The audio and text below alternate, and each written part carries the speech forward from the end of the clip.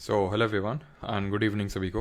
उम्मीद करता हूँ मेरी वॉइस प्रॉपर आ रही है सभी तक। एक बार कंफर्म कर देंगे। फिर हम लोग स्टार्ट करते हैं आज का लेक्चर, जो कि रहने वाला है ब्रेन। बट एक्चुअल में अगर हम देखें तो ब्रेन हमारा किसी एक बड़े सिस्टम का पार्ट है।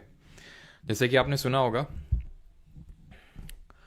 Excretory system, circulatory system, respiratory system, nervous system. तो वैसे ही उसमें से एक हमारा नर्वस सिस्टम, उसका पार्ट है हमारा ब्रेन। इस चैप्टर का नेम अगर हम देखें तो कंट्रोल एंड कोऑर्डिनेशन के नाम से भी जानते हैं। और इसीलिए इस पर्टिकुलर लेक्चर में हम ना सिर्फ ब्रेन के बारे में पढ़ेंगे, ह्यूमन ब्रेन के बारे में पढ़ेंगे, इन जनरल हम नर्वस सिस्टम के बारे में पढ़ेंगे, बल्कि हम प्लांट के कंट्रोल एंड कोऑर्डिनेशन के बारे में भी पढ़ेंगे। बिकॉज अगर हम देखें तो जो ब्रेन है उसका एक बहुत बड़ा रोल है इन दी कंट्रोल एंड कोऑर्डिनेशन। ठीक है, क्लियर इतनी चीज़ सभी को एक बार कंफर्म करेंगे कि सारी चीज़ें प्रॉपर हैं, तो फिर हम लोग स्टार्ट करते हैं। हम प्लांट के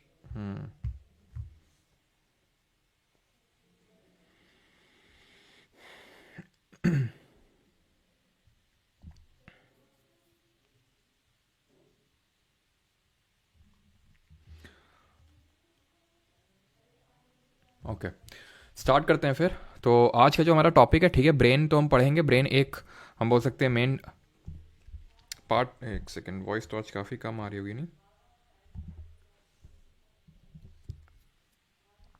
ठीक है, तो ब्रेन तो जस्ट एक पार्ट है हमारा इस टॉपिक का, बट मेन जो हम पढ़ेंगे that will be about nervous system के बारे में पढ़ेंगे। नर्वस सिस्टम को हिंदी में बोलते हैं तंत्रिका तंत्र। ठीक है, अब ये जो तंत्रिका तंत्र है, नर्वस सिस्टम है, इसको हम दो कैटेगरी में बांट सकते हैं। एक तो सेंट्रल नर्वस सिस्टम के बारे में पढ़ेंगे, central nervous system, in short CNS में बोल सकता हूं, एंड दूसरे को बोलते हैं पेरिफेरल नर्वस सिस्टम। हिंदी में अगर मैं बोलूं तो इसको बोलेंगे केंद्रीय तंत्रिका तंत्र, और इसको बोलेंगे परिधीय तंत्रिका तंत्र। जो सेंट्रल नर्वस सिस्टम है, हम दो चीजें पढ़ते हैं इसमें। एक तो होता है हमारा ब्रेन, ठीक है, जो ब्रेन, ये टॉपिक यहां पे मैंने रखा ब्रेन, ठीक है। एंड दूसरा होता है इसका पार्ट स्पाइनल कॉर्ड, जिसको हम बोलते हैं रीढ़ की हड्डी। पेरिफेरल नर्वस सिस्टम में अगर बात करें तो जितनी भी हमारी नर्व्स होती हैं, जितनी भी हमारी नर्व सेल्स होती हैं, वो इसका पार्ट होती हैं। अब ये नर्व सेल्स क्या होती हैं? तो एक्चुअल में जो हमारा ब्रेन है, जो हमारा स्पाइनल कॉर्ड है, जो रीढ़ की हड्डी है, से बहुत सारी इस तरह से ऐसे वायर टाइप स्ट्रक्चर निकले हुए, जिनको हम नर्व्स बोलते हैं। ये नर्व्स क्या करती हैं? ये नर्व्स इंफॉर्मेशन लेने और देने का काम करती हैं। एक्चुअल में हम, आपका पहला क्वेश्चन ये होना चाहिए था कि नर्वस सिस्टम पढ़ क्यों रहा है, इसका फंक्शन क्या होता है।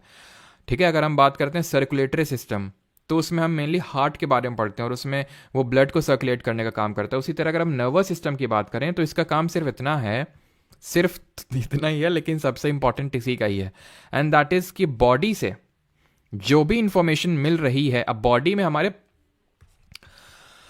5 सेंसरी ऑर्गन्स हैं।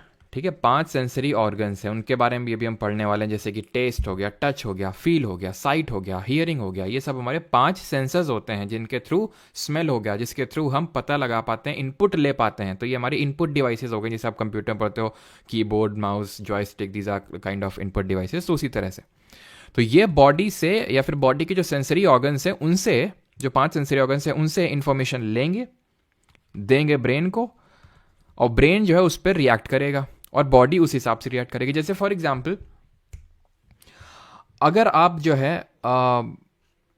आप गए बाहर की, ठीक है, बाहर गए आप, ठीक है, और आपको कोई दिख गया, दिल की धड़कनें तेज आपकी, है कि नहीं? दिल की धड़कनें तेज और एकदम चेहरा लाल, गुलाबी गुलाबी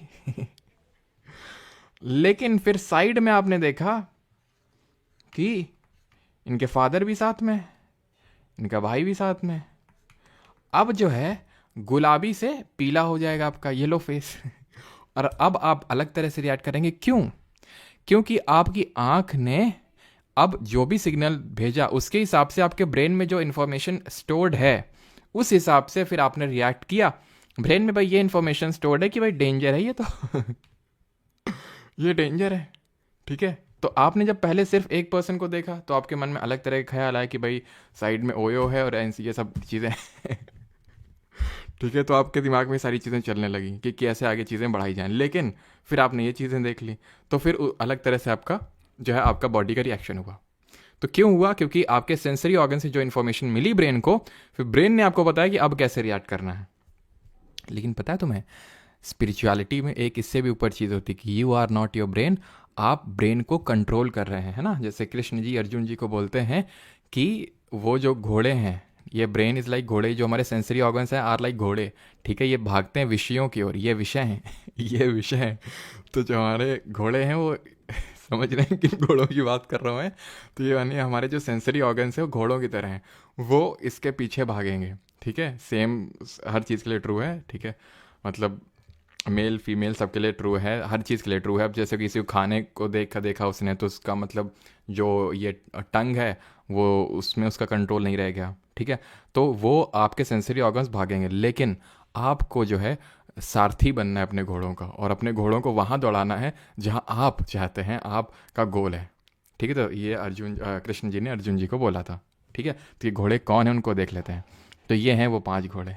एक तो जो सुनता है, ठीक है, एक जो सुनाता है और मतलब टेस्ट करता है काफ़ी चीज़ों को, हैंड जो टच करता है, नोज़ जो स्मेल करता है, और आई जो देखती है, ठीक है। तो अभी हम यहाँ पे देख लेते हैं कि भाई इनको एक्चुअल क्या होता है, इसमें रिसेप्टर्स होते हैं। तो किसको क्या रिसेप्टर्स, किस में कौन से रिसेप्टर्स होते हैं। जैसे कि हम आइज़ में अगर बात करें तो फोटो रिसेप्टर्स होते हैं, और ये गेस करना कोई बहुत डिफिकल्ट पार्ट नहीं, फोटो का मतलब ही लाइट होता है, तो इसमें फोटो रिसेप्टर्स होते हैं, ठीक है। इसमें जो आपका सुनने वाला पार्ट है, हियरिंग, इसमें आपके फोनो रिसेप्टर्स होंगे, फोनो रिसेप्टर्स होंगे, फ़ोन, ठीक है, फ़ोन से आप सुनते हैं, इस तरह से याद कर सकते हैं। स्मेल से अगर बात करें तो इसमें आपके होते हैं ऑल्फैक्टरी रिसेप्टर्स, ठीक है, ऑल्फैक्टरी। जो आपका टेस्ट होता है उसमें होते हैं गस्टेटरी, ठीक है, गस्टेटरी। एंड जो हैंड होता है इसमें होता है, इसको हम टैक्टाइल के नाम से भी जानते हैं, जिसको टच बोलते हैं, इसमें होते हैं हमारे थर्मो रिसेप्टर्स, ठीक है, थर्मो रिसेप्टर्स।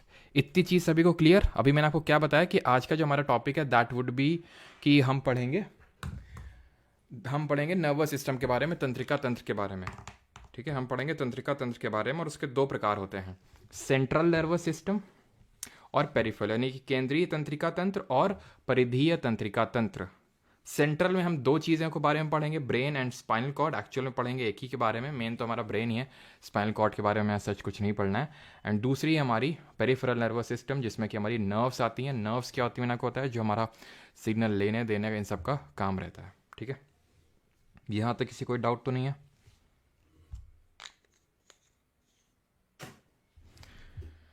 एक बार मैं कमेंट चेक कर लेता हूँ। अच्छा, क्लास कब स्टार्ट हुई? बस अभी स्टार्ट हुई है, ठीक है। तो यहाँ पे आप देख सकते हैं ये हमारा ब्रेन है, this is our spinal cord, और स्पाइनल कॉर्ड को हम क्या बोलते हैं, कल पढ़े थे नोटोकॉर्ड, है ना। तो नोटोकॉर्ड जिनमें मिलता है जिस भी फाइलम में, तो उस फाइलम को हम किस नाम से जानते हैं, कोई बताना चाहेगा? या फिर IPL में कल पूरा दिमाग लगा हुआ था, तो नर्व्स, ठीक है, ये नर्व्स निकलती हैं ऐसे। क्लियर इतनी चीज़ सभी को? यहाँ तक आगे बढ़ा जाए तो अब हम पढ़ेंगे ह्यूमन ब्रेन के बारे में, ठीक है। क्योंकि हमने अभी पढ़ा 2 पार्ट होते हैं नर्वस सिस्टम के, सेंट्रल पेरिफेरल, उसमें सेंट्रल के 2 पार्ट, ब्रेन स्पाइनल कॉर्ड। तो हमें ये 3 पार्ट निकाले ना, हमें इसमें सिर्फ ब्रेन के बारे में पढ़ना है, ठीक है, सिर्फ और सिर्फ ब्रेन के बारे में पढ़ना है यहाँ पे हमें। तो ब्रेन में आते हैं। अब ब्रेन की अगर हम बात करें तो ब्रेन में इतना तो सबको पता होगा कि ऊपर जो है इसके 2 पार्ट अगेन हम बोल सकते हैं। एक तो जो कठोर हिस्सा है ऊपर हमें दिखता है एकदम हार्ड, और ये पहले आंसर देता हूँ मैं, नहीं तो मेरी दिमाग जो है शांत रहेगा। ये नोटोकॉर्ड जो आपको देखने को मिलता है उनको बोलते हैं कोर डेटा, ये चुरा ले गए थे डेटा को, चोर डेटा है ये, ठीक है। चलो, तो ये नोटोकॉर्ड होते हैं हमारे, जिसमें कि हमारे वर्टिब्रेट्स आते हैं। वर्टिब्रेट्स क्या होते हैं? वर्टिब्रेट्स वो होते हैं जिनमें स्पाइनल कॉर्ड होती है, और इनवर्टिब्रेट्स वो होते हैं जिनमें स्पाइनल कॉर्ड नहीं होती है, ठीक है। तो ह्यूमन ब्रेन की अगर हम बात करें तो सॉलिड पार्ट होगा ऊपर, खोपड़ा जिसको बोलते हैं कपार जिसको बोलते हैं हमारे गाँव में, कपार, ठीक है। तो वो होता है, उसमें स्कल होती है, वो जो बोन होती है ना, वो स्कल होती है। वो बोन होती क्यों है? वो जो स्कल है ये होती इसलिए सो दैट ये जो सॉफ्ट पार्ट है, ये जो ब्रेन का सॉफ्ट पार्ट है, इसको प्रोटेक्ट किया जा सके। अब ये जो स्कल है, स्कल में ये क्या है? बोन्स है, ये क्या? हड्डी है, हड्डियों का पूरा ढांचा है। इसमें टोटल 22 हड्डियां आती हैं, 22 बोन्स आती हैं। 14 होती हैं आपकी फेसियल, जो फेस में होंगी, यानी चेहरे की हड्डियां, और इसमें से जो 8 हड्डियां होती हैं वो होती हैं आपकी क्रेनियल, जिनको बोलते हैं कपाल की हड्डियां, ठीक है, क्रेनियल, फेसियल एंड क्रेनियल। अभी फेसियल क्रेनियल का मतलब है क्या, तो ये भाई फेसियल बोन्स है, जैसे आपकी जॉ बोन हो गई, आपकी नोज में, आपकी आईज में, ठीक है, तो ये सारा जितना फेस में आपका पूरा बोन है ना, ये आप देख लो, नेजल में 2, लैक्रिमल में यानी आंख वाले में है ना, लैक्रिमल ग्लैंड से तुम्हारे आंसू रिलीज करते हैं, ग्लैंड के बारे में आज हम लोग पढ़ेंगे, है ना, ठीक है, प्लांट हार्मोन के बारे में पढ़ेंगे, बड़ा मजा आएगा। आपका पैलेंटीन, जिगोनैटिक, वोमर, ये सब आपके क्या होते हैं, आपको ये याद करने की जरूरत नहीं है, ठीक है, कितने कितनी होती है, बस इतना याद रखो, 14 फेशियल होती है और 8 यहाँ पे क्रेनियल होंगी। क्रेनियल मतलब कपाल की, मतलब कि जो सिर के ऊपर वाला भाग है वहां पे जो आपको देखने को मिलेगा उसको बोलते हैं कपाल की हड्डियां, ठीक है। अब सॉफ्ट पार्ट पे आ जाते हैं। अब सॉफ्ट पार्ट पे जब हम आएंगे ना, तो यहाँ पे हमें पता है क्या देखने को मिलेगी, ये जो हमारा सॉफ्ट पार्ट है ये बड़ा फैटी है, फैट का बना हुआ है, मतलब बहुत ज़्यादा फैटी है ये जो हमारा ब्रेन होता है। तो ये जो आप ये लेयर देख पा रहे हो ना, जो मैं रेड से बना रहा हूँ, ये वाली ब्रेन, इसको, इस लेयर को बोलते हैं मेनिंजिस। क्या बोलते हैं इसको, मेनिंजिस, मेनिंजिस, ठीक है। ये आप ऊपर देख पा रहे हैं स्कल है, स्कल, ठीक है, और ये आप देख पा रहे हैं मेनिंजिस। अब मेनिंजिस का जो ऊपर वाला भाग है यहां पे आपको देखने को मिलेगा ड्यूरा मैटर,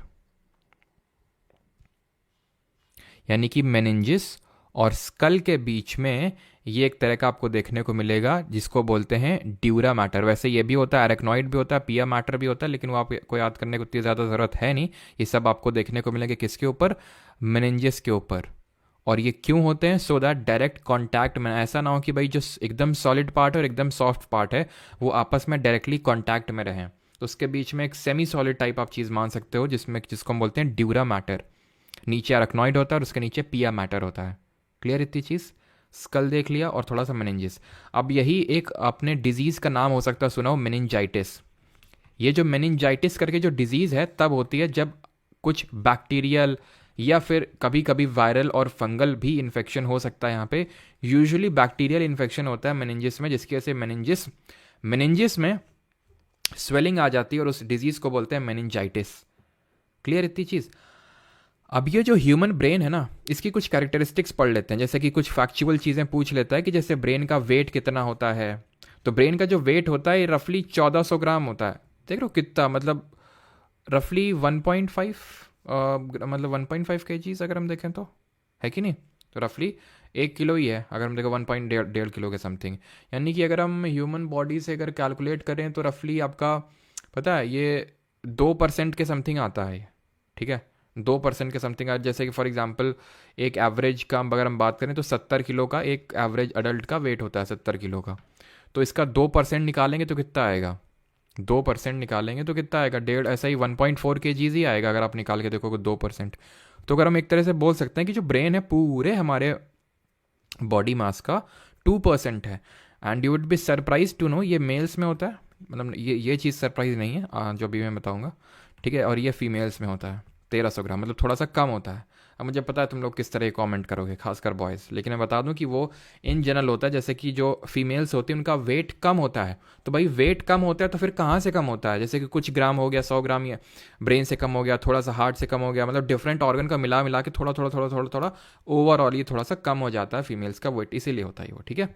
बाकी ऐसा नहीं होता है कि मतलब कम दिमाग होता है और वो फिर स्कूटी से जाएंगे तो पैर लगाएंगी, ठीक है, वो सारी चीज़ें रिलेट नहीं करनी आपको, ठीक है। एंड जो एक, ये तो अडल्ट की बात हो रही है, ठीक है, वैसे अगर हम चाइल्ड की बात करेंगे तो रफली 300 ग्राम, 300 से 400 ग्राम ऐसा वेट होता है।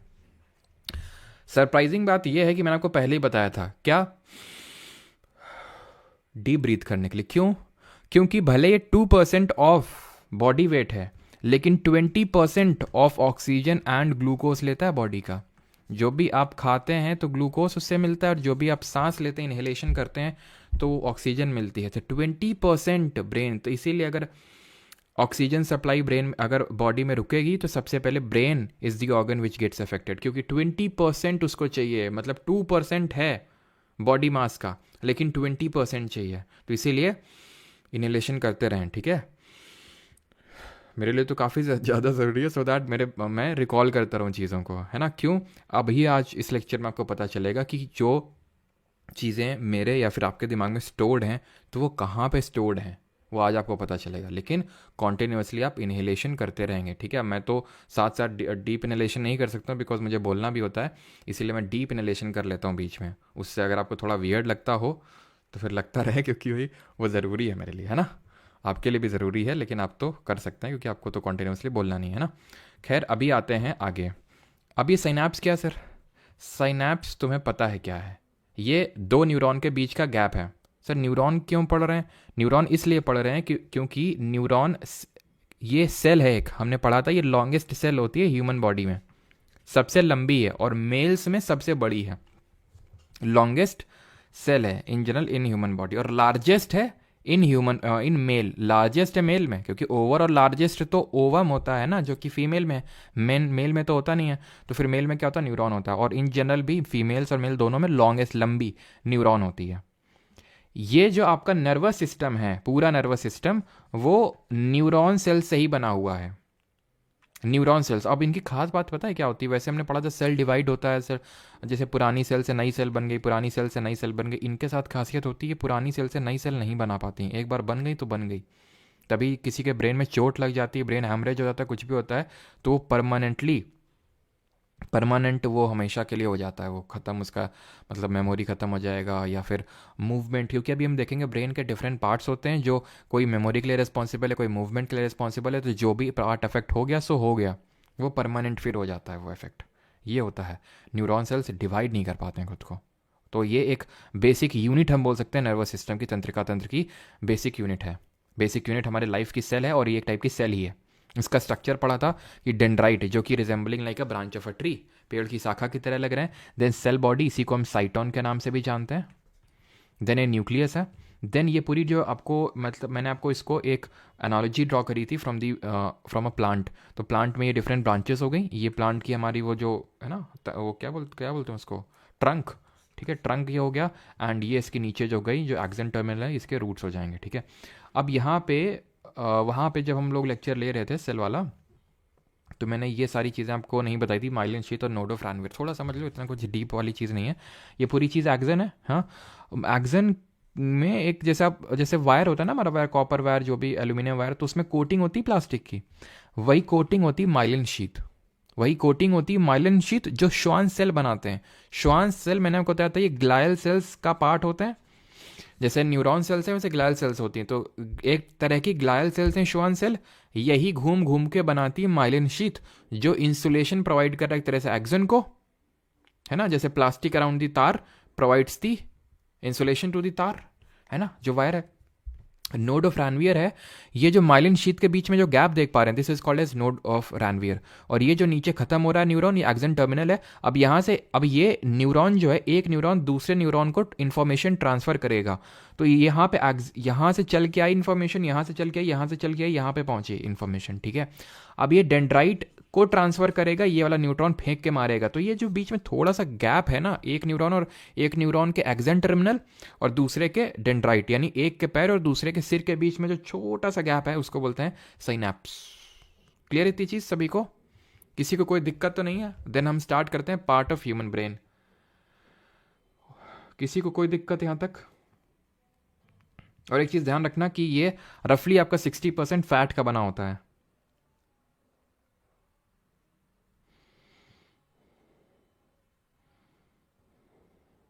सर आप स्मार्ट बोर्ड पे कब से स्टार्ट कीजिएगा? बस कल से। स्मार्ट बोर्ड पता है मैं जानबूझ के नहीं पढ़ाता हूँ। तुम लोग को साइंटिफिक रीज़न नहीं पता इसके पीछे का। साइंटिफिक रीज़न है, साइंटिफिक रीज़न ये है कि भाई अगर फॉर एग्जांपल आप उस चीज़ को ऑब्जर्व भी कर सकते हो, एंड इट इज़ ट्रू, ठीक है, मैं मजाक नहीं कर रहा हूँ, इट इज़ ट्रू ऑल्सो, कि जैसे कि जब आपको अगर मान लो कि कोई कुछ कह रहा है और उस पर एकदम फोकस करना है, तो उसकी तरफ देखिए मत। यूजुअली हम उल्टा समझते हैं कि भाई अगर मैं आँख से आँख मिला के तुमसे देख रहा हूँ, दैट मीन्स कि मैं तुम्हारी सारी चीज़ों को समझ रहा हूँ, but actual it is not true. अगर मैं तुम्हारे आँख से साइड या फिर आँख बंद कर लूँ और फिर तुम्हारी सिर्फ ऑडिटरी इन्फॉर्मेशन को लूँ, 5 सेंसरी इन्फॉर्मेशन है ना, यानी कि मैंने अब 5 सेंसरी इन्फॉर्मेशन पढ़ी थी, तो जो आपने साइट वाला है, आँख वाला, वो बंद कर दिया, फोटो रिसेप्टर्स को बंद कर दिया, तो वहाँ से तो कुछ इन्फॉर्मेशन आ ही नहीं रही। तो जो आ रही है वो ऑडिटरी के थ्रू आ रही है, ठीक है, ऑडिटरी ले रहे हैं आपके, और ये ब्रेन को पूरी इन्फॉर्मेशन वहाँ पे पहुँचाएंगे। लेकिन अगर आपने जितने ज़्यादा सेंसरी रिसेप्टर्स से काम करवाया, उतनी ही कम इन्फॉर्मेशन जाती है, ठीक है, तो बस इसीलिए मैं नहीं लेता हूँ, नहीं तो फिर लेने को तो मैं ले लूँ, सो दैट आप चीज़ें ज़्यादा सीखें।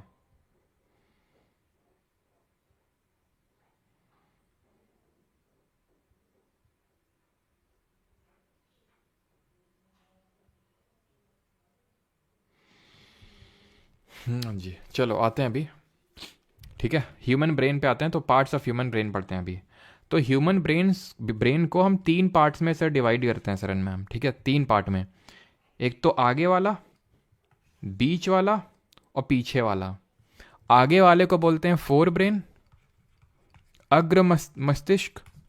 बीच वाले को बोलते हैं मिड ब्रेन, मध्य मस्तिष्क। और पीछे वाले को बोलते हैं हिंड ब्रेन, दैट इज पश्चिम मस्तिष्क।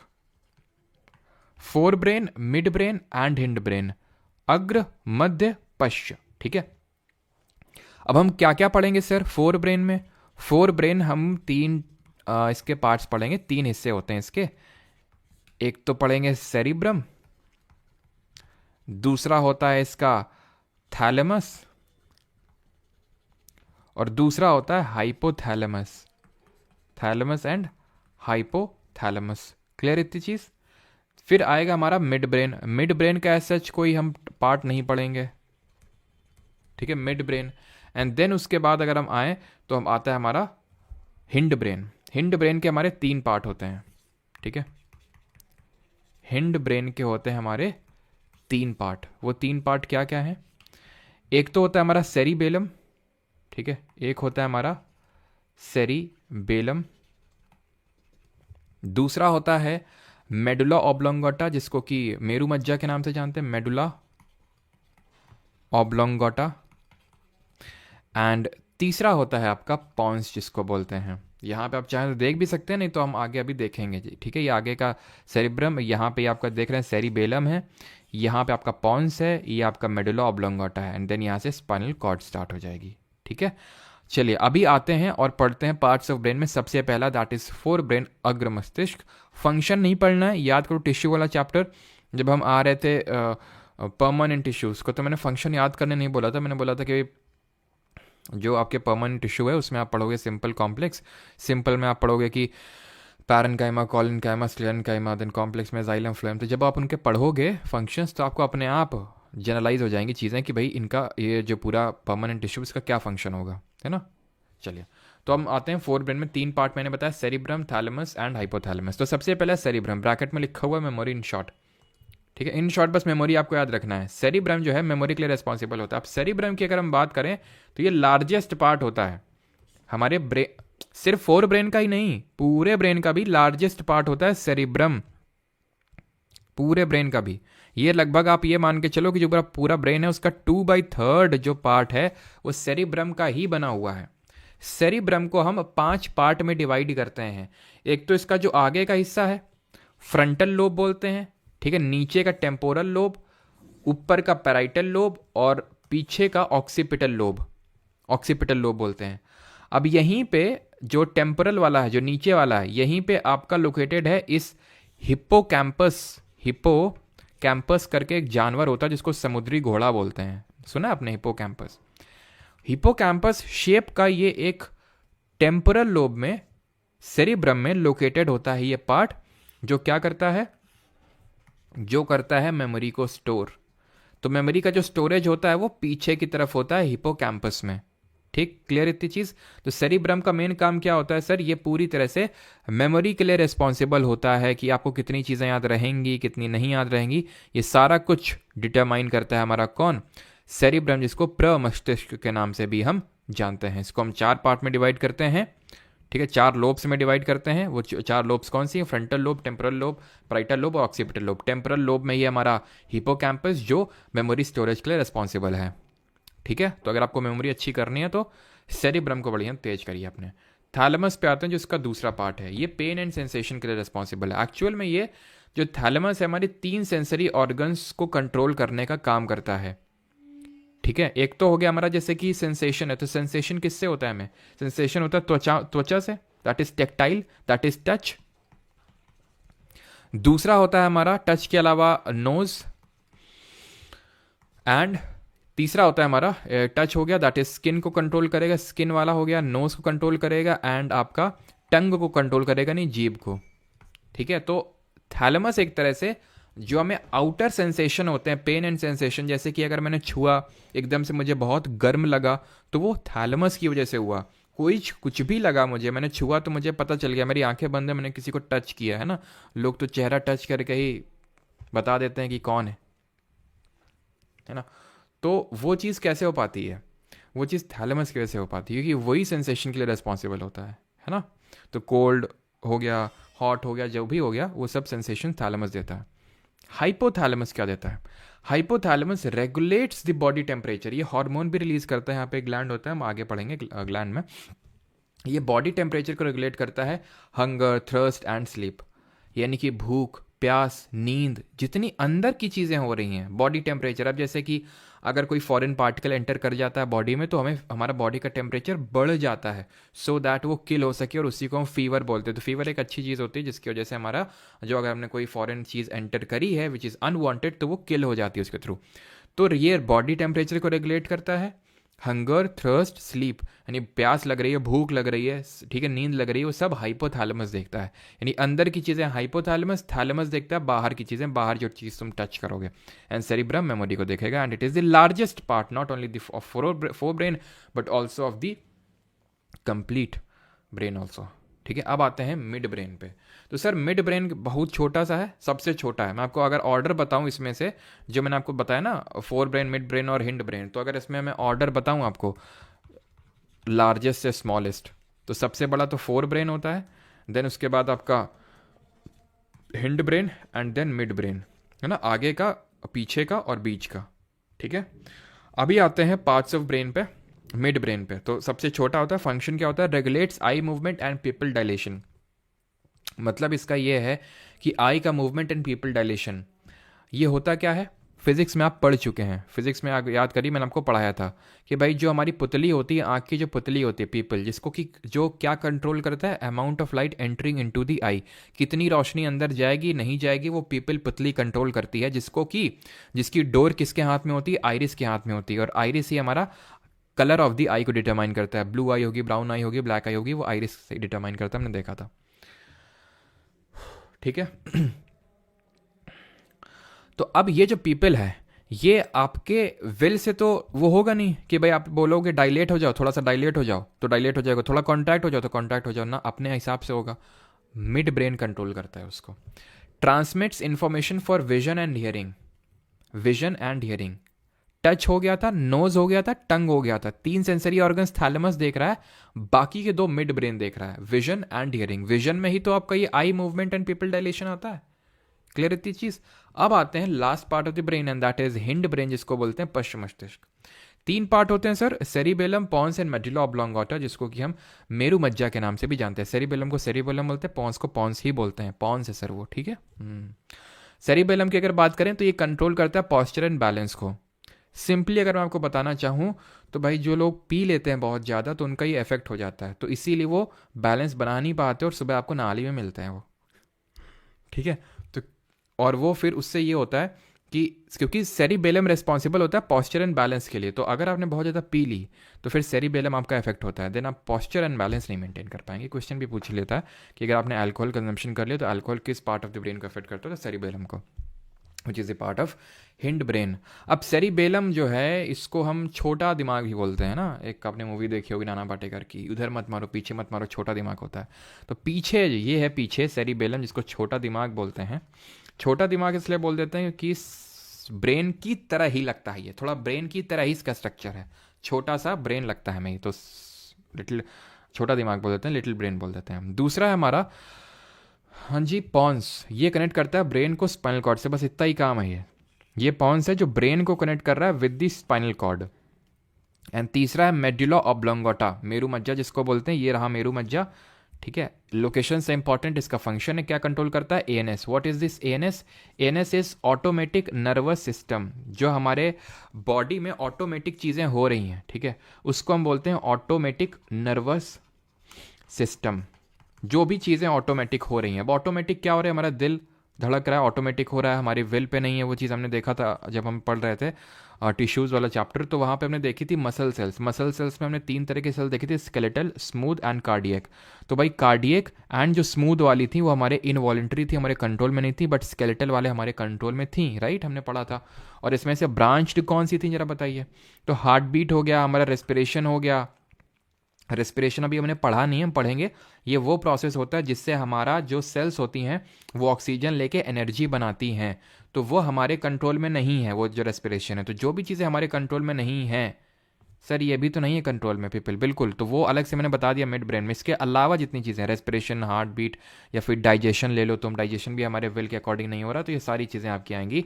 Automatic nervous system that is medulla oblongata control करेगा। ब्रांच्ड होती हैं आपकी कार्डियक सेल, हमने पढ़ा था, ठीक है, ब्रांच्ड होती हैं ये, राइट, एंड यूनिन्यूक्लिएट होती हैं। किसी को यहाँ तक कोई डाउट तो नहीं है, एक बार कंफर्म कर दीजिए। पार्ट्स ऑफ ब्रेन,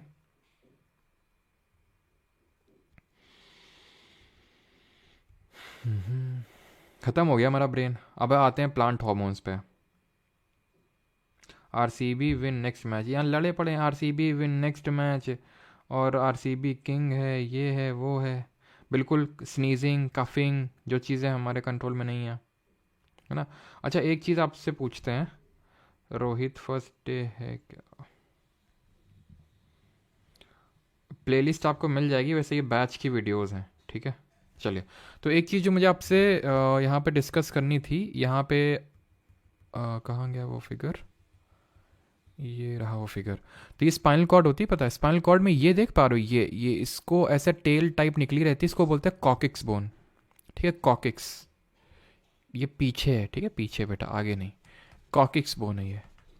अब ये जो कॉकिक्स है ना, इसको टेल बोन के नाम से जानते हैं, और ये माना जाता है कि, माना क्या जाता है ये एक्चुअल में, कि भाई हम पहले एप्स थे, है ना, बंदर थे, तो बंदरों की पूंछ होती है, तो वही पूंछ अब छोटी हो गई है, वो वही पूछ कि हम इवॉल्व कर गए ह्यूमंस, हम होमोसेपियंस थे, वी वर होमोसेपियंस, है ना, हम इस जीनस और इस स्पीशीज से बिलोंग करते हैं, ठीक है। तो ये जो पर्टिकुलर हैं, अगर हम बात करें तो टेल जो अब नहीं रही है, टेल इवॉल्व हो गई हमारी, ठीक है। अब ये टेल, ये एक्चुअल में वो टेल का ही जरा सा पार्ट है, कॉकिक्स बोन। इनको हम, ये हमारे क्या किसी काम की है? नहीं, बिल्कुल काम की नहीं है। तो इसलिए ऐसे जो बॉडी पार्ट्स होते हैं जो किसी काम के नहीं होते हैं, उनको बोलते हैं वेस्टिजियल ऑर्गन्स, जो किसी का कुछ काम नहीं उनका, उनको बोलते हैं वेस्टिजियल ऑर्गन्स, दैट इज ये रेमनेंट्स हैं।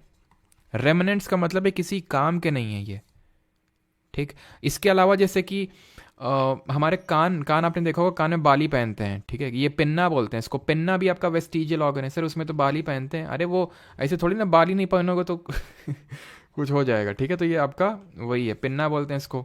आपका जो, आपकी जो अक्कल डाल होती है, विजडम टीथ इसको बोलते हैं, ये भी आपका वेस्टिजियल ऑर्गन है, इसका भी उस सच को बहुत सबसे अंदर होता है, इसका भी उतना कोई पार्ट नहीं। तो वेस्टिजियल ऑर्गन्स, ध्यान रखना कि वेस्टिजियल ऑर्गन्स को हम किस नाम से, हाँ मतलब क्या है ये, मतलब विजडम टीथ है, टेल बोन है, और पिन्ना है, ये हमारे होते हैं, ठीक है, क्लियर है।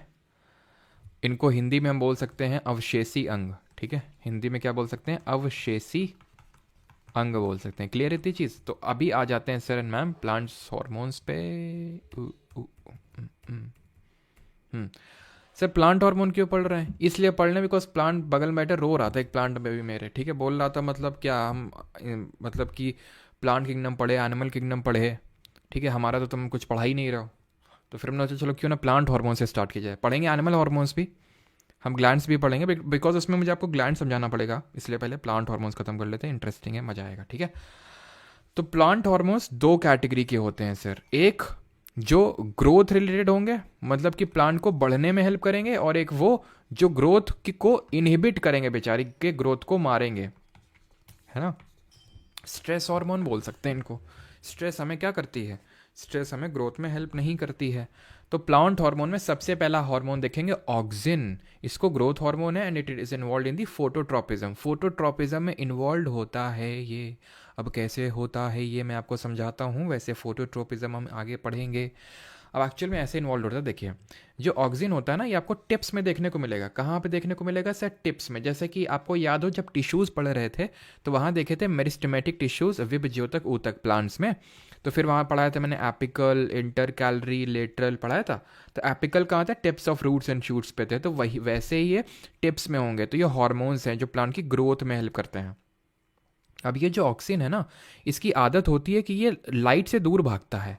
तो ये जैसे मान लो कि ये है हमारा सन, तो लाइट का सोर्स होता है इनके लिए, तो ये लाइट है, तो ऑक्सीजन बोलेंगे भागो भागो भागो, पीछे की ओर भागो, जहाँ पे डार्कनेस है तो सब सारे पीछे की ओर भाग जाएंगे। तो खुद ही सोचो, ये जो टिप है, अब यहाँ पे सारे अब क्या आ गए, ऑक्सीजन हार्मोन सारे तो यहाँ आ गए। तो ग्रोथ इस साइड ज़्यादा होगी, इस साइड ज़्यादा नहीं होगी। तो जब इस साइड ग्रोथ ज़्यादा होगी तो प्लांट ऐसे करके झुक जाएगा, ऐसे करके झुक जाएगा लाइट की तरफ। इसी को बोलते हैं phototropism, that is movement towards the light. Clear. Oxygen कहाँ होता है, टिप्स में प्रेजेंट होता है, जैसे कि हमारा एपिकल मेरिस्टेमेटिक टिश्यू जहाँ पे होता है। जिब्रेलिन को कंपेयर कर सकते हैं आप इंटर कैलरी। अगर देखिए सारी चीज़ें कनेक्टेड है, अगर आपने पीछे के लेक्चर नहीं लिए तो फिर आप बोलोगे इंटर कैलरी क्या होता है, लिया है तो फिर आपके लिए कोई दिक्कत नहीं है। तो इंटर कैलरी देखा था, इंटर कैलरी नोट्स बीच बीच में प्रेजेंट है भाई। अगर बकरी आई खा गई, ऊपर वाला एपिकल नहीं रहा, तो इंटर कैलरी तो ग्रोथ करवा देगा। तो वैसे ही जिब्रेलिन टाइप समझ सकते हो, बीच बीच में होता है, बीच बीच में, ये मतलब स्टेम में होता है सर, स्टेम में होता है ये प्रेजेंट।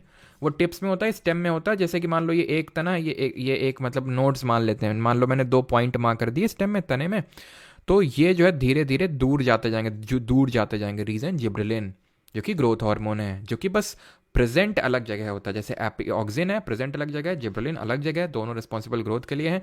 जी से जिब्रेलिन, जी से जर्मिनेशन के लिए भी रिस्पॉन्सिबल होता है, जो जर्मिनेशन को मतलब बोलते हैं, जो सीड वगैरह का प्रोसेस होता है उसको हम बोलते हैं जर्मिनेशन, ठीक है। हिंदी में अंकुरण बोलते हैं, अंकुरित जो होता है। और फ्लावरिंग, जो फ्लावर्स वगैरह आते हैं वो भी जिब्रेलिन की वजह से ही आते हैं। जो आपका फ्रूट में इलोंगेशन होता है, फ्रूट इलोंगेशन, जैसे अगर मान लो कोई फ्रूट है, मान लो लगा है, मान लो कि सेब लगा है, ठीक है, संतरा लगा है, उसमें जिब्रेलिन छिड़क दो ऊपर से तुम, वो फ्रूट बड़ा हो जाएगा। बड़े बड़े तुमने हो सकता है फ्रूट देखे हो, आर्टिफिशियली भी किए जाते हैं, ऊपर से छिड़क दो तो फ्रूट बड़ा हो जाता है वो, ठीक है। अब आते हैं साइटोकिनिन पे। Cyto is the root word for cell, kinin is the root word for division. तो बस सर ये प्रमोट करता है सेल डिवीजन को, मतलब कि जो नई सेल आती है प्लांट में, न्यू सेल इन प्लांट्स, वो इसी हार्मोन की वजह से आ पाती है। जो हमारे प्लांट में ब्रांचिंग होती है ना, खूब सारी ढेर सारी शाखाएं देखने को मिलती है, वो भी इसी की वजह से ही, साइटोकिनिन की वजह से होती है। तो ये 3 हमारे ग्रोथ हार्मोन हो गए। अब आते हैं वो जो ग्रोथ को इनहिबिट करता है, and that is stress hormone, that is abscisic acid. बताने की ज़रूरत है नहीं, ग्रोथ को मतलब ग्रोथ को मारता है ये बस, ठीक है। And the last one is, जो कि एक गैसियस हार्मोन है, ना तो ये ग्रोथ करवाता है ना तो ग्रोथ मारता है। ये करता क्या है, ये करता है आपका इसका नाम है आपका इथाइलिन। ये करता है फ्रूट की राइपनिंग में हेल्प, फलों को पकाने में हेल्प करता है, ठीक है। फ्रूट राइपनिंग में हेल्प करता है। किसी को कोई डाउट हो तो पूछ ले, नहीं तो फिर हम बढ़ें हॉर्मोन्स इन एनिमल्स की तरफ से। और पानी भी पीते रहा करें, क्योंकि पानी भी ऑक्सीजन होता है, तो ब्रेन को ऑक्सीजन अगर चाहिए।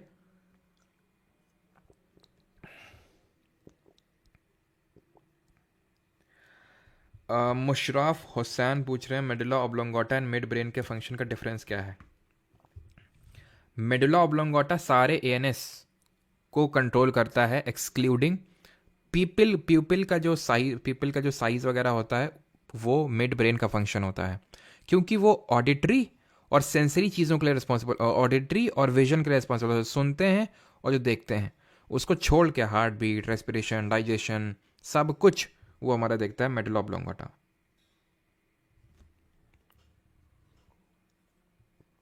सर लास्ट में मैमल्स क्लासिफिकेशन बता देना एक बार, क्यों कल पढ़ा तो था।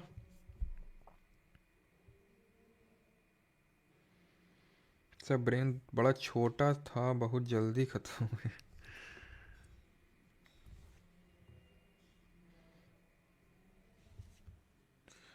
मोहिनी यूज मौसी फॉर 20% डिस्काउंट। बेटा निशान बहुत पहले जाओगे, ध्यान रखना। तो ये होली कोड है, मौसी मौसा कोई कोड नहीं है, ठीक है। ये होली करके कोड है, जिसको भाई डिस्काउंट वगैरह लेना बैच में, ये मौसा मौसी नहीं है। चलो तो अभी आते हैं, हम पूछ रहे हैं डाउट क्या है, ग्रेजुएशन हो गई क्या तुम्हारी, ये वो लगे हैं अपना अलग से। हार्मोन्स इन एनिमल्स, तो जो हार्मोन्स होते हैं ना एनिमल्स पे, ये सेक्रीट करते हैं सर एंडोक्राइन ग्लैंड। ग्लैंड क्या होते हैं, ग्रंथियाँ क्या होती हैं, ग्रंथियाँ वो होती हैं या तो हार्मोन फेंक के मारेंगी या तो एंजाइम कोई फेंक के मारेंगी। अब जो हार्मोन होते हैं ना, उनका भी काम होता है, और जो एंजाइम होते हैं उनका भी कुछ ना कुछ काम होता है। अब जो एंजाइम होते हैं, एक सेकेंड रुको, ठीक है, यहाँ पर नहीं लिखा है तो यहाँ पे मैं लिख देता हूँ। ठीक है, तो यहाँ पे जो ग्लैंड्स होते हैं वो दो तरह के होते हैं। वैसे यार होना तो चाहिए था, चलो नहीं है तो कोई नहीं। ग्लैंड्स आपके दो तरह के होते हैं, एक एक्सोक्राइन और दूसरे एंडोक्राइन। एंडोक्राइन को बोलते हैं अंतःस्रावी और एक्सोक्राइन को बोलते हैं बाह्यस्रावी। अब जो एक्सोक्राइन ग्लैंड होते हैं ना, ये आपके रिलीज करते हैं एंजाइम, ये रिलीज करते हैं हार्मोन।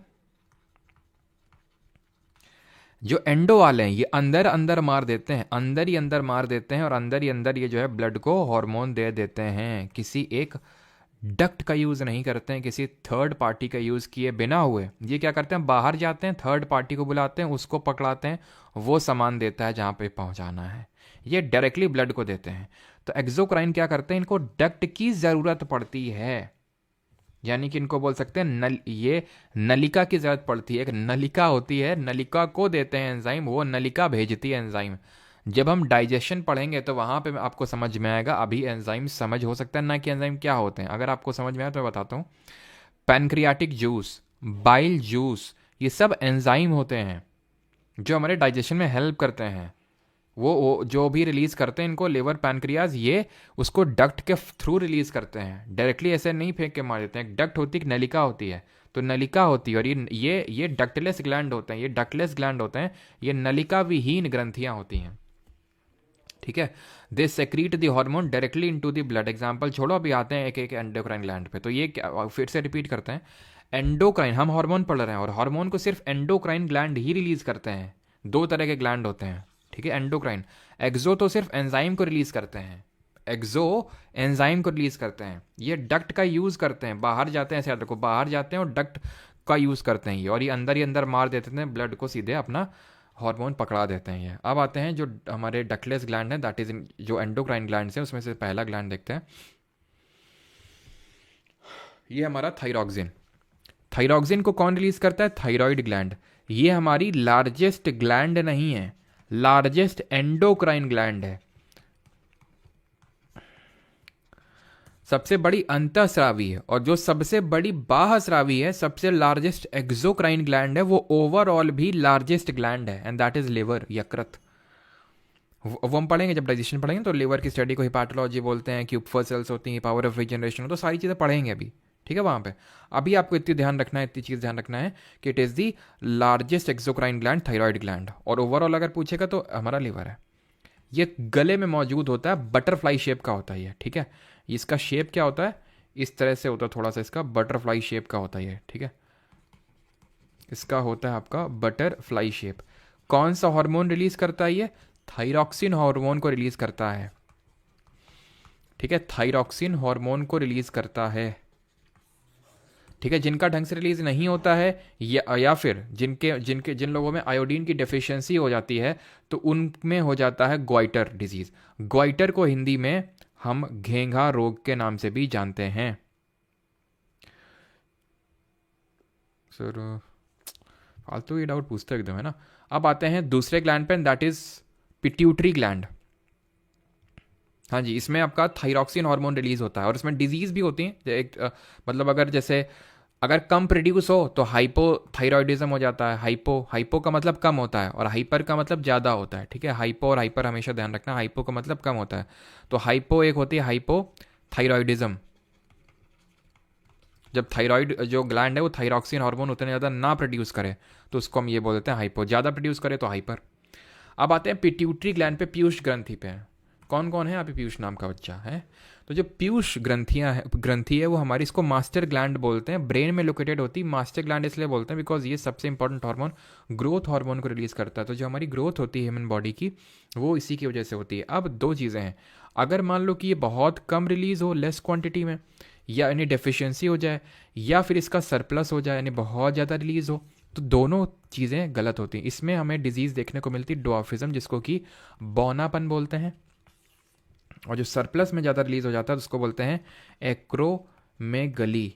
याद ऐसे रखो, ये डिजीज़ का नाम बता रहा हूँ, एक्रोमेगली पूछा गया है, ठीक है। ऐसे इसको एक्रोमेगली को याद रखो खली से, क्योंकि खली में खली में ये डिजीज़ है, द ग्रेट खली आपने नाम सुना होगा, वो उनमें ग्रोथ हार्मोन ज़्यादा रिलीज़ हो गए हैं, तो नॉर्मल से बड़े पंजे होंगे, नॉर्मल से बड़ा आपका फेस होगा, पूरा बॉडी होगा, नॉर्मल से बड़ा, उसको एक्रो में गली बोलते हैं, तो गली खली, उससे उसको याद रखो, इंपॉर्टेंट है ये। अब आते हैं एड्रेनलिन ग्लैंड पे। एड्रेनलिन जो ग्लैंड होते हैं ये एड्रेनलिन हार्मोन को रिलीज़ करते हैं। कौन रिलीज़ करते हैं इनको? एड्रेनलिन ग्लैंड रिलीज़ करते हैं इनको। और ये होते कहाँ पे? ये किडनी में होते हैं, कैप साइज के स्ट्रक्चर के होते हैं, ऊपर होते हैं ये, और यही रिलीज़ करते हैं एड्रेनलिन ग्लैंड। ये रेगुलेट करते हैं ब्लड प्रेशर, हार्ट बीट, इनको इसीलिए हम फ्लाइट और फाइट हार्मोन के नाम से भी जानते हैं, यानी कि लड़ो या तो मरो हार्मोन के नाम से जानते हैं। क्योंकि फॉर एग्जांपल मान लो कि आपने देखा, ठीक है, ला ला ला ला ला हुआ हार्ट बीट बढ़ी, अगेन आपने इनके फादर को देखा साइड में, अगेन फ्लाइट और फाइट, बेटा भाग लो, या तो लड़ो या तो भाग लो, लड़ने की हिम्मत तो है नहीं तो भाग लो अब तुम। तो ये है आपका एड्रेनलिन ग्लैंड, दोनों केस में रिलीज़ हुआ, जब लाला लाला हुआ और जब भागने की बारी आई, तो दोनों में रिलीज़ हुआ। आप मान लो कि रात को एकदम, रात में जो है, रात के 2 बज रहे हैं, ठीक है, आप अभी जा रहे हैं, आपको मान लो हो सकता है कि बहुत ज़ोर से लगी है, तो आप जा रहे हैं एकदम पूरी नींद में, फुल नींद में, ठीक है, एकदम से आपको कुछ दिख जाए, आपकी ऐसी तैसी हो जाएगी, है ना? तो वहाँ पे एड्रेनलिन हार्मोन रिलीज़ होगा, फ्लाइट और फाइट। ऐसी केस में तुम क्या करोगे बताओ? आगे बढ़ोगे या बेड की तरफ जाओगे? बताओ जल्दी से। तो लोकेटेड अबव किडनीज, फ्लाइट और फाइट बोलते हैं। एंड इसके डेफिशिएंसी से एक डिजीज़ होती है, वो इंपॉर्टेंट है, वो डेफिशिएंसी से डिजीज़ होती है एडिसन्स डिजीज़। एडिसन्स डिजीज़ याद रखना, ए से एड्रेनलिन और ए से एडिसन, ठीक। अब आते हैं इंसुलिन पे। इंसुलिन को कौन रिलीज करता है? पैनक्रियाज रिलीज करता है, जिनको हम पैनक्रियाटिक ग्लैंड्स के नाम से जानते हैं, अग्नाशय के नाम से जानते हैं, हमारी दूसरी सबसे बड़ी ग्रंथ होती है।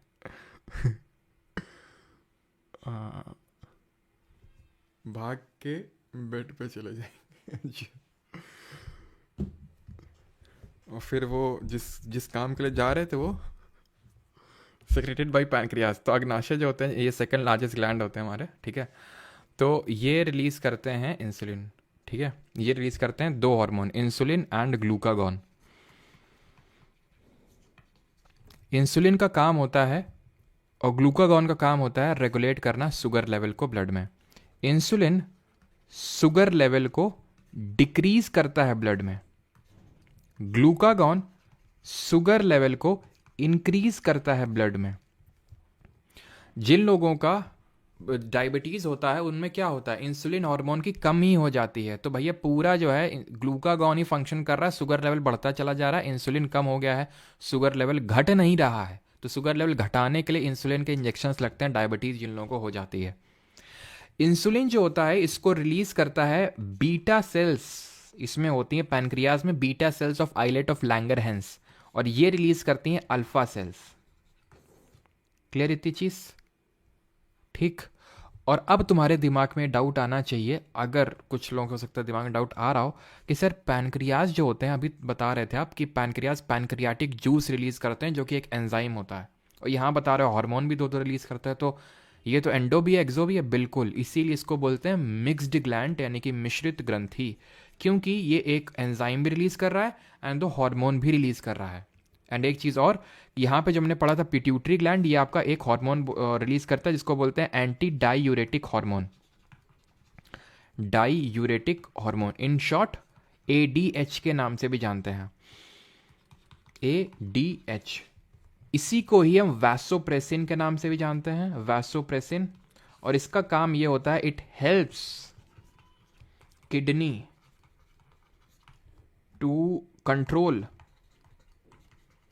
The amount of water. जब हम एक्सक्रीटरी सिस्टम पढ़ेंगे तो वहाँ पे किडनी का मेन फंक्शन पढ़ेंगे, तो वहाँ पे हम किडनी का जब मेन फंक्शन पढ़ेंगे तो इस चीज़ को फिर से रिकॉल करिएगा कि जो ADH हार्मोन है, it helps the kidney to control the amount of water, ठीक है, वाटर। तो ध्यान रखना है पिट्यूटरी ग्लैंड पीयूष ग्रंथि रिलीज करते हैं। अब आते हैं लास्ट हार्मोन पे, एंड दैट इज मेलाटोनिन।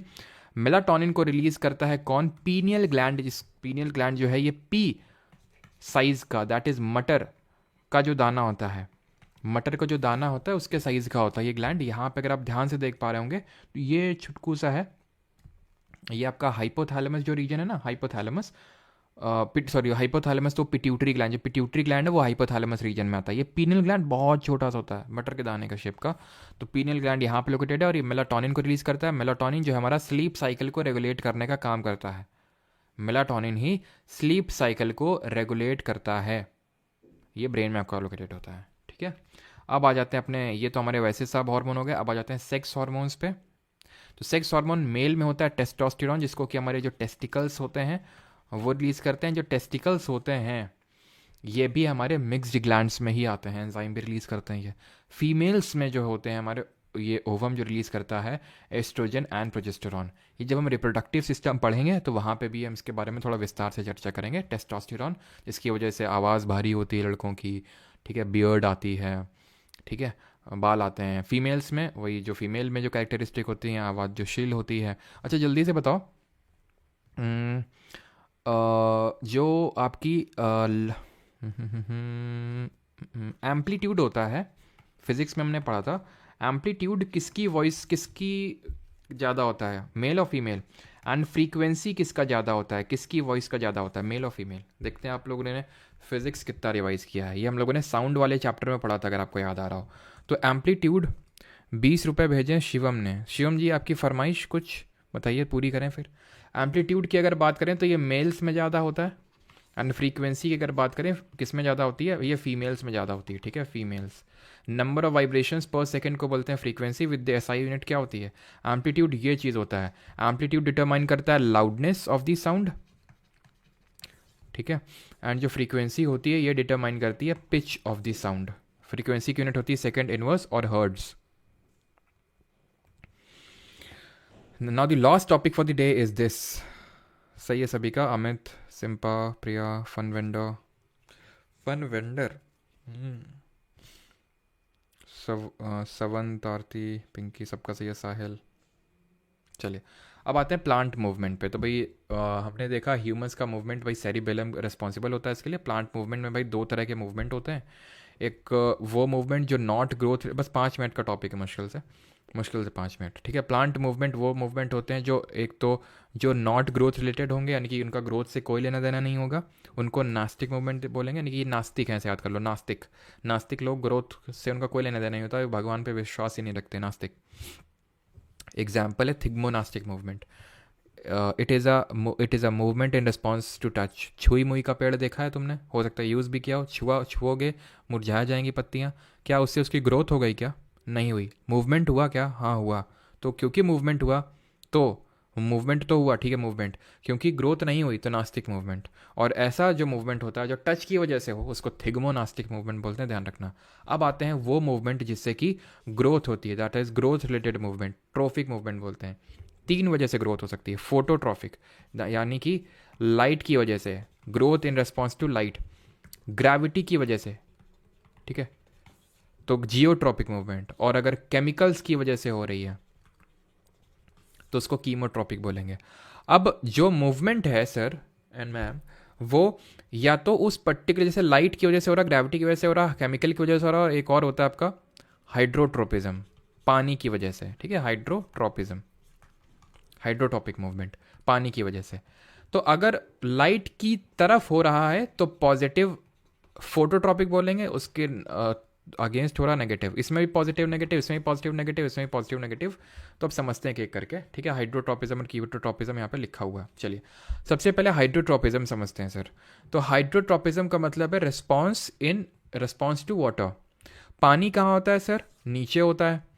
अब यहाँ पे नीचे तो पानी होता है, ठीक है, तो जो पानी की तरफ मूव करेगा, भाई पानी पानी कहाँ हो तुम, पानी कहाँ हो तुम, तो उसको हम बोलेंगे वो पॉजिटिवली अट्रैक्टेड है टुवर्ड्स दी वाटर। तो that will be said to as positive hydrotropism.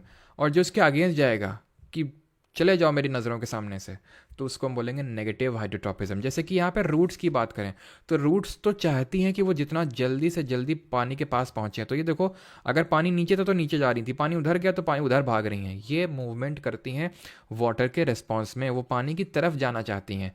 तो इसको बोलते हैं positive hydrotropism, that is roots grow straight towards the water. वहीं शूट की अगर बात करें तो ऊपर जा रही यानी कि पानी के अगेंस्ट जा रही है, नेगेटिव हाइड्रोट्रॉपिज्म। अभी आ जाते हैं फोटोट्रॉपिज्म पे। तो फोटोट्रॉपिज्म हमने पढ़ा था। फोटोट्रॉपिज्म में क्या होता है, जैसे लाइट आती है तो लाइट की तरफ हमारा मूवमेंट करता है। अब यहाँ पे आप देख पा रहे हो ऑक्सीजन कहाँ पे मूव करते हैं, अवे फ्रॉम द लाइट। जहाँ पे ऑक्सीजन होंगे वहाँ पे ज़्यादा ग्रोथ होगी। अब क्योंकि इस साइड ज़्यादा ग्रोथ हो गई तो पेड़ झुक गया इस तरफ। ये था पेड़, ये थे ऑक्सीजन, यहाँ से लाइट, ऑक्सीजन बोले चलो भैया उधर चलो डार्क साइड में। यहाँ पे ज़्यादा हुई ग्रोथ, झुक गया। किसकी तरफ झुका, लाइट की तरफ झुका। तो क्या हुआ, क्या हुआ, पॉजिटिव पॉजिटिव फोटोट्रॉपिज्म, फोटोट्रॉपिज्म। और अगर ये अगेंस्ट हो, अगेंस्ट, अगेंस्ट किसका होगा, इनका, जड़ों का। जड़ नीचे भाग रही है, सूरज लाइट ऊपर है, ये लाइट की तरफ भाग रहा है, जड़ नीचे भाग रही है। तो रूट कैसा शो करेंगी, roots will show negative phototropism. चल क्यों नहीं रहा भाई, roots will show negative phototropism. और जो पॉजिटिव है ये दिखाएंगे हमारी शूट्स या फिर स्टेम। जियोट्रोपिज्म, ग्रेविटी के रेस्पॉन्स पे जो मूवमेंट होता है उसको हम बोलते हैं जियोट्रोपिज्म। तो ऑब्वियस बहुत आसान है डिस्क करना भाई, ये ग्रेविटी नीचे की तरफ बुला रही है, आ जाओ सब लोग नीचे आ जाओ, हमारे पास आ जाओ। रूट बोल दे आ रहे हैं, नीचे ही तो आ रहे हैं, काहे मरे जा रहे हो। ठीक है, तो इसको बोलते हैं पॉजिटिव जियोट्रोपिज्म। शूट अगेंस्ट चलती, इसके शूट अगेंस्ट चलती तो negative geotropism. And response to chemicals is called as chemotropism. अब ये पॉलन वगैरह भी आपको समझ आएगा नहीं क्योंकि पढ़े नहीं है, तो इसलिए अभी आप इसको मत समझो, बस इतना समझ लो अगर केमिकल के तरफ मूवमेंट हो रहा है तो पॉजिटिव कीमोट्रोपिज्म, अगेंस्ट हो रहा है तो negative chemotropism, because pollen ovules अभी मैंने आपको पढ़ाया नहीं है। ठीक है, चलिए भाई, तो लेक्चर होता है खत्म। अब कर लेते हैं कुछ थोड़े बहुत क्वेश्चंस और उसके बाद छुट्टी। कलर कलर लेके आए हो कि नहीं सब लोग, हैं क्या ऐसे ही आ गए हो, कलर वगैरह तो लेके आए होगे ना आज। करो question. Which part of the brain is instrumental in making it possible for a person to perform an activity such as picking up a pencil from the floor. कौन सा होगा, नहीं लाए, ओ शिट।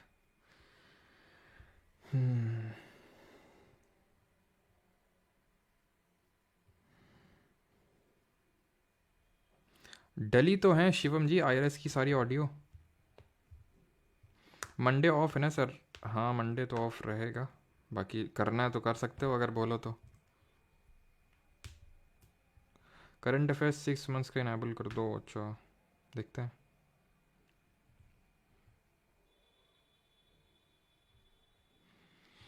चलिए तो बी आंसर दे रहे हैं, बिल्कुल बी सेरिबेलम होगा। किसी कोई दिक्कत तो नहीं है सर, क्योंकि ये मूवमेंट के लिए रिस्पॉन्सिबल होता है, तो ये मूवमेंट पोजीशन ये सब इसके लिए सेरिबेलम रिस्पॉन्सिबल होता है। हाइपोथैलेमस किसके लिए, हंगर थर्स्ट इन सब के लिए। सेरेब्रम मेमोरी एंड क्रेनियम ये तो हमारी वो होती है ना, अरे बोन्स, क्रेनियल बोन्स और फेशियल बोन्स। क्रेनियल 8 होती हैं, फेशियल 14 होती हैं। विच part of the human brain is responsible for walking in a straight line. सीधे स्ट्रेट लाइन में तुम, अगर मैंने बोला चलो और तुम नहीं चल पाए, इसका मतलब है कि तुम चढ़ा के आए हो, मतलब तुम्हारा सेरिबेलम अफेक्टेड है। पॉन्स क्या करता है, कनेक्ट करता है किसको, ब्रेन से स्पाइनल कॉर्ड को कनेक्ट करने का काम होता है पॉन्स जी का, ये कनेक्ट करते हैं। सेरिब्रम मेमोरी के लिए रिस्पॉन्सिबल होते हैं हमारे। एंड अगर हम बात करें सेरी मेडुला तो वो ANS, automatic nervous system, heart beat, respiration, digestion इसको कंट्रोल करता है। The sensation of feeling full is because of the centre associated with the hunger which is in a separate part of the. तो hunger thirst ये सब कौन associated होता है sir, ये होता है हमारा हाइपोथैलेमस। हाइपोथैलेमस कहाँ पे आता है, फोर ब्रेन में आता है। 3 पार्ट होते हैं, cerebrum, hypothalamus and thalamus. Thalamus pain sensation इसके लिए रिस्पॉन्सिबल होता है। हिंड जो मिड ब्रेन होता है वो सबसे छोटा पार्ट ऑफ द ब्रेन होता है, बिकॉज सबसे बड़ा फोर ब्रेन, देन पीछे वाला, देन बीच वाला। तो जो मिड वाला होता है दैट इज बीच वाला, तो वो हमारा पीपल का साइज कंट्रोल करता है एंड विजनरी और ऑडिटरी चीज़ों को कंट्रोल करता है। Our brain mainly depends on which of the following foods. किस फूड पे डिपेंड करता है, तो मैंने आपको बताया था कि जितना भी 20% हमारा ग्लूकोज है वो यही लेता है। ठीक है रविंद्र कुमार 100 जी 6 मंथ का इनेबल कर देंगे। एक्चुअली होता ही है ना 6 मंथ का, जैसे मान लो कि कुछ चेंज करना है, ठीक है 6 महीने बाद। अब जैसे मान लो आपने 6 महीने का सब्सक्रिप्शन ले लिया, अब मुझे फ़ीस घटानी बढ़ानी है, तो फिर आप लोग वो बोलोगे ना हमने तो ले लिया 6 महीने का, हम क्या करें, तो वो थोड़ा सा हो जाता है, इसलिए चलो नहीं होगा तो कर देंगे। Our brain depends which food, तो आंसर होगा ग्लूकोज चाहिए इसको। तो एनर्जी देते रहा करिए, लेकिन वो बताने की तुम्हें ज़रूरत है नहीं, वो तो तुम देते रहते होगे continuously. Not the part of hind brain. पानी नहीं पीते होगे तुम लोग, है ना, पानी नहीं पीते होगे, डीप ब्रीथ नहीं करते होगे, पियो। Not a part of the hind brain, तो पॉन्स, मेडुला, सेरेबेलम, हाइपोथैलेमस। तो अगर हम बात करें तो यहाँ पे not a part of hind, पीछे का, तो जो हमारा हाइपोथैलेमस होता है ये फोर ब्रेन का पार्ट होता है, which is responsible again for regulating the inner body temperature, hunger, thirst. करिए सर क्वेश्चन को, सर ये ब्रेन की डिजीज से क्वेश्चन है, which of the following is a degenerated disorder of the brain and one of the several conditions that cause dementia, a progressive decline of mental functioning, function resulting in the memory loss and confusion. बताइए, schizophrenia, Alzheimer's disease, amnesia, या फिर concussion. तो इसका answer होगा schizophrenia, option number B, option number A. ये एक तरह का जनरेटिव डिसऑर्डर है जिसकी वजह से लोगों को डिमेंशिया हो जाता है। डिमेंशिया एक तरह का लॉस ऑफ मेमोरी है, अमनीजिया भी लॉस ऑफ मेमोरी है, but dementia is a bigger term, मतलब इन दी सेंस कि इसमें लॉस ऑफ मेमोरी नहीं सिर्फ होता है, बल्कि चीज़ें याद रख पाना और भी तरह के उसी से चीज़ें एसोसिएटेड, मतलब और थोड़े ज़्यादा डिसऑर्डर्स होते हैं डिमेंशिया में एज़ कम्पेयर टू अमनीशिया। तो dementia is a bigger term. तो डिमेंशिया जो है जनरेटिव डिसऑर्डर जिसके से डिमेंशिया होता है, दैट इज कॉल्ड स्किज़ोफ्रेनिया।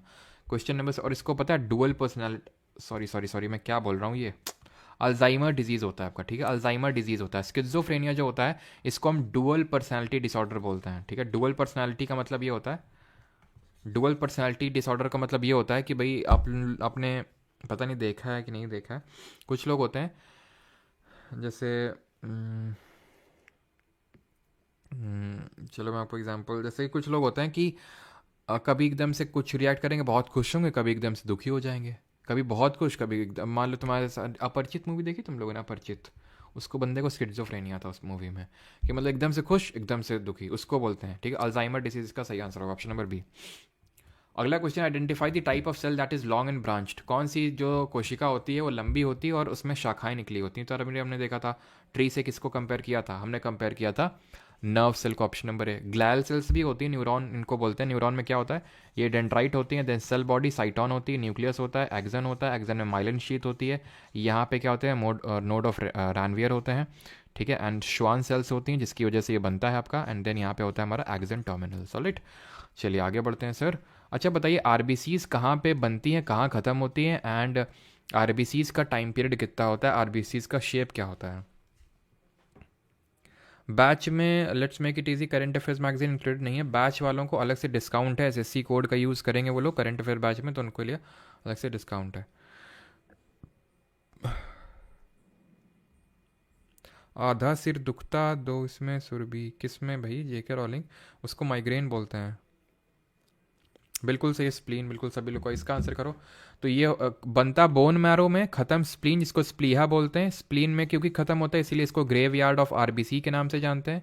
और यार तुम लोग जा रहे हो यार, हम सोचे तुम लोग के रंग वंग लगाएंगे, लेकिन वही है, खैर इमोशनल कर देते हो तुम लोग, आंखों में आंसू आ गए मेरे, ठीक है छोड़ो। ग्रेव यार्ड इनको बोलते हैं, grave yard of RBCs. And RBCs की अगर बात करें तो बाई कॉनकेव शेप होता है, फिर डिस्क टाइप का शेप होता है, एंड लाइफ स्पैन की बात करें रफली 120 डेज़ का इसका लाइफ स्पैन होता है, ठीक है। और डब्ल्यू बी सीज का होता है 20 से 30 दिन का, और सबसे ज़्यादा होती हैं R B Cs, W B Cs और प्लेटलेट्स में। Dendrites and axons are which part of the cell, तो ये होते हैं न्यूरॉन के। नेफ्रॉन किडनी का बेसिक यूनिट होता है, वो हम पढ़ेंगे वहाँ पे। अच्छा डब्ल्यू बी सीज का मेन फंक्शन क्या होता है, ज़्यादा क्वेश्चन नहीं है आज, बस थोड़े से ही ब्रेन से ही क्वेश्चन है, एक्चुअल में वो हार्मोन के क्वेश्चन में रख नहीं पाया, ठीक है, तो कभी और कर लेंगे। तो ब्रेन के मेनली क्वेश्चन इसमें। Hypothalamus, a small region of the dash, plays a crucial role in many important function of the body. तो हाइपोथैलेमस किसका पार्ट है, आसान सा क्वेश्चन है, ब्रेन। 1873 में who publish the first photograph of nerve tissue stained with the black reaction technique describing a whole nerve cell. तो किसने describe किया था पूरे नर्व सेल को, यानी सबका सही है। सी जे के लिए करंट अफेयर कराऊंगे भाई, अभिषेक जी कराएंगे, अभी उसके लिए करवाएंगे सी पी और जेई के लिए कॉमन करवाएंगे। वैसे सी पी और जेई के लिए अलग अलग लेक्चर्स होंगे, पॉलिटी, ज्योग्राफी, हिस्ट्री इनके, बट जो लोग बैच में उनका रिवीजन आप लोगों का इससे होना है। देखो जो लोग सीजल की प्रिपरेशन कर रहे हैं, तो अभी मैं अप्रैल के महीने में सी पी ओ वालों को टारगेट करते हुए पॉलिटी के जो क्वेश्चन सी पी ओ में पूछे गए हैं, ज्योग्राफी, हिस्ट्री, स्टैटिक, साइंस, इनके करवाऊंगा, ठीक है। सिमिलरली ऐसे मई में भी मैं करूँगा, ठीक है। तो आप लोग उसको एज ए रिवीजन के तौर पर लेना, बिकॉज आपकी चीज़ें हो चुकी हैं, तो आपका वहाँ से रिवीजन होगा। एंड देन उसके बाद हम पी वाई की सीरीज पार्ट 4 स्टार्ट करेंगे, and C P O and J के लिए कॉमन करंट अफेयर्स आएंगे, कॉमन करंट अफेयर्स वीडियो आएगा, ठीक है, क्लियर होएगा। तो अब यहाँ पे अगर बात करें तो ये कैमिलियो गोल्गी, जिन्होंने गोल्गी अपैरेटस डिस्कवर किया, तो उन्होंने ही न्यूरॉन नर्व सेल के बारे में बताया था, ठीक है। ब्रेन, यहाँ पे मैंने WBCs का फंक्शन पूछा था, ये डिफेंस मैकेनिज्म प्रोवाइड करता है, तो कोई भी अनवांटेड चीज़ आ जाती है तो उसको मारने में काम करता है। RBCs हमारे ऑक्सीजन की सप्लाई करते हैं, बिकॉज इसमें हीमोग्लोबिन में हीम नाम का एक कंपाउंड होता है which is high affinity for the oxygen. Iron उसमें होता है आपका। अब गोल्गी एक बार बात करें, गोल्गी ऑपरेटर्स हमने पढ़ा था जिसका मेन काम होता है पैकेजिंग डिस्पैचिंग का, तो इसीलिए हम इसको क्या बोलते हैं, विलियम हार्वे ने जो है ब्लड सर्कुलेशन की खोज करी थी, ब्लड सर्कुलेशन। ठीक है। अच्छा बताओ जल्दी से, गोल्गी ऑपरेटर्स को हम किस नाम से जानते हैं? 11th, what is the largest part of the human brain? तो लार्जेस्ट पार्ट क्या है ह्यूमन ब्रेन का? हम सभी जानते हैं सेरिब्रम 2/3 पार्ट है। अब यार इतने क्वेश्चन आप कर लोगे, ठीक है। 8 क्वेश्चन आपके लिए होमवर्क के लिए। थर्मो रेगुलेशन के लिए कौन रिस्पॉन्सिबल होता है? थर्मो रेगुलेशन का मतलब क्या होगा? अंदर का जो टेम्परेचर होता है, तो हाइपोथैलेमस आंसर होगा, ठीक है। तो आप कर सकते हैं। एंड बाकी उसको बोलते हैं हम post office of the cell, Golgi operators को। राइट, चलिए, थैंक यू टू ऑल। ख़त्म होता है हमारा लेक्चर। भूमिका गुप्ता सही है, पोस्ट ऑफिस अंकिता साहू, सुबोजीत नस्कर सही है, कोमल मयंक। डिस्काउंट कब तक रहेगा? प्रदीप्ता मॉडल। प्रदीप्ता यार कोशिश है कि अगले 2 दिन तक तो रहे, लेकिन पता नहीं। ठीक है, होली के बाद तो नहीं रहेगा ऑब्वियस है। केमिस्ट्री करवाएंगे आप? अरे क्यों नहीं करवाएंगे यार, हैं? केमिस्ट्री क्यों नहीं करवाएंगे? और हाँ भाई, आज जो है, आज डिस्ट्रीब्यूशन किया था, you would be glad to know, है ना। बच्चों को कलर्स दिए थे काफ़ी सारे, एंड बच्चों को पिचकारी को इंग्लिश में क्या बोलते हैं, किसी को पता है? पिचकारी दी थी बच्चों को आज, ठीक है। काफ़ी सारे, आज 2 स्कूल में दिया था। पिछले वाला दिया था जो बुक्स वगैरह जो दिया था, एक स्कूल में था। आज 2 गवर्नमेंट स्कूल में दिया गाँव में, ठीक है। उसकी फ़ोटो एंड वीडियो पोस्ट करेंगे टेलीग्राम पे, है ना। तो परमार SSC टेलीग्राम पे वो पोस्ट करेंगे, नहीं होगा तो यूट्यूब पे देखते हैं, अगर वीडियो आ जाएगा शॉर्ट वीडियो के फॉर्मेट में तो पोस्ट करेंगे ना। आप लोगों को भी तो थोड़ा अच्छा फील हो, है कि नहीं? तो ताकि आप लोग भी जब थोड़ा पैसा अर्न करो तो आप लोग भी थोड़ा डोनेट करो, है ना। मतलब डोनेट इन दी सेंस इस तरह से, वैसे तो मैं नहीं बोलता हूँ कि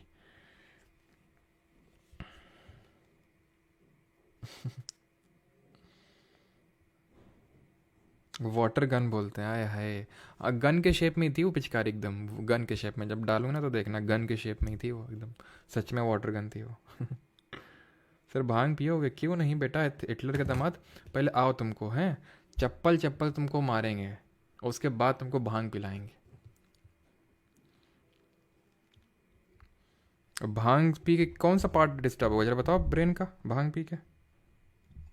जब वाटर गन बोलते हैं, पहली बार हमको पता चला वाटर गन बोलते हैं। वाटर पानी, गन मतलब बंदूक, पानी की बंदूक है, पिचकारी बोलो सीधे। वाटर गन, बढ़िया है वाटर गन।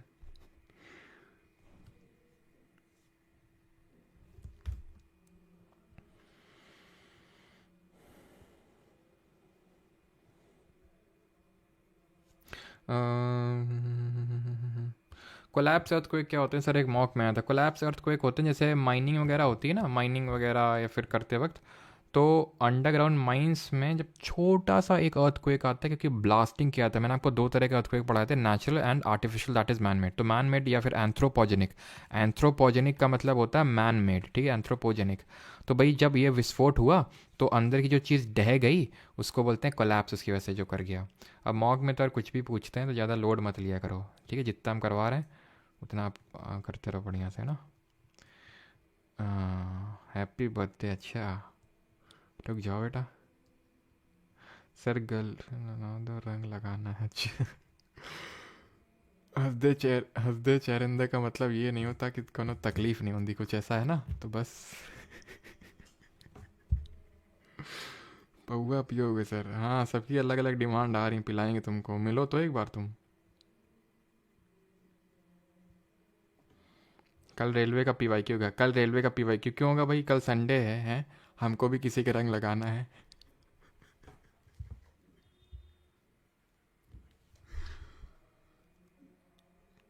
मतलब एक स्टूडेंट कुछ बुलाएं तो उन्हीं के। हाँ जी। मैगजीन का कोड SSC है, जो लोग बैच में हैं तो SSC कोड का यूज़ कर सकते हैं।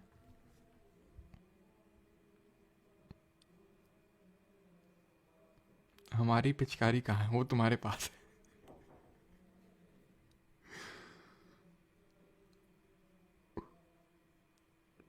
सर फेज 12 का करंट अफेयर वो कॉमन ही होगा, अतूफ़ा मलिक कॉमन ही होगा सब में ना।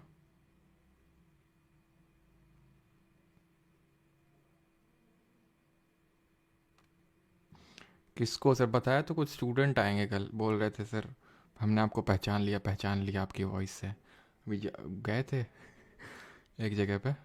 अब तुम लोग को पता नहीं, पता जहाँ पे मैं मतलब रनिंग के लिए जाता हूँ तो वहाँ पे कुछ स्टूडेंट हैं। बेचारों को पता नहीं, एक दिन डिस्कस कर रहे थे परमार सर कानपुर के ही है, हम बगल में घर में। अच्छा कानपुर के ही है। सर की शादी हो चुकी है। अच्छा ये कब हुआ भाई? अच्छा नवस्ता से हो।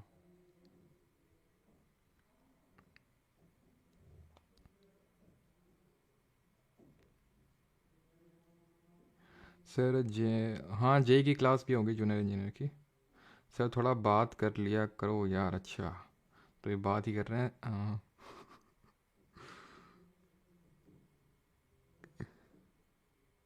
सर ये धोखा हो गया।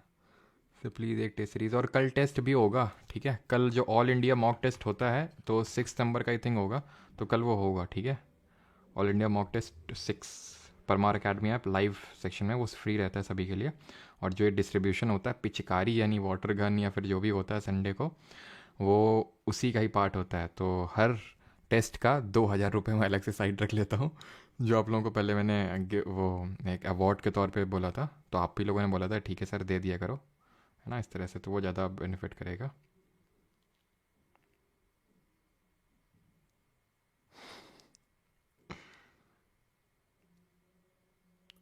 अब तुम लोग आ जाओ अगर आ सकते हो तो, होली खेलते हैं फिर। हाँ लेकिन तुम लोग चेहरा देख लोगे फिर मेरा, फेस रिवील हो जाएगा मेरा, और ऐसे हम करेंगे नहीं। कुछ कुछ तो मतलब होना चाहिए ना, कि भाई कुछ इसका फ़ायदा भी तो होना चाहिए कि नहीं, बताओ। हैं?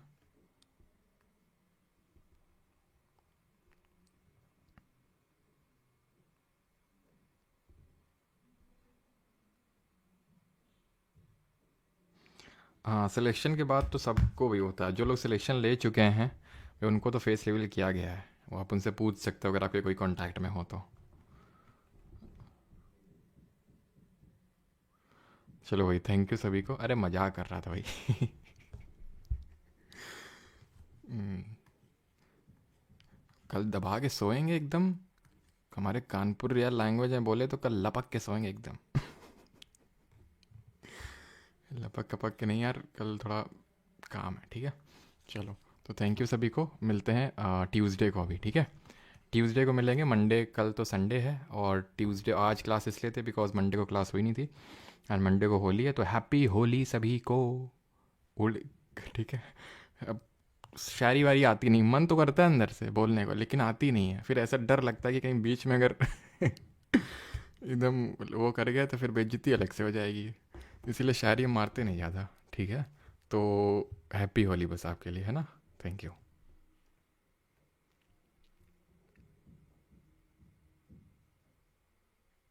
एक दिन पक्का आएंगे बिल्कुल, मुंह दिखाई देंगे हम। अच्छा घूंघट उठाओगे हमारा। चलो भाई थैंक यू सभी को, अब ज़्यादा बात नहीं कर पाएंगे, भूख लगी है, खाना खाना है ठीक है। थैंक यू, हैप्पी होली सभी को।